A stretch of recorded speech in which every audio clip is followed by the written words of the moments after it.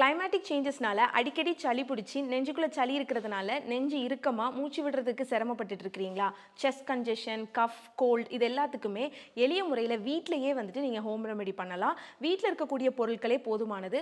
கற்பூரமும் தேங்காய் எண்ணெயும் தான் இதுக்கு தேவை. 4 or 5 கற்பூரம் எடுத்துட்டு தேங்காய் எண்ணெயில் வந்துட்டு சூடு பண்ணி அந்த சூடு வந்து வெது வெதுப்பான ஹீட்டுக்கு வர்ற டைமில் நெஞ்சு பகுதியிலையும் முதுகு பகுதியிலையும் வந்துட்டு நல்லா ரப் பண்ணி தேய்ச்சி கொடுங்க.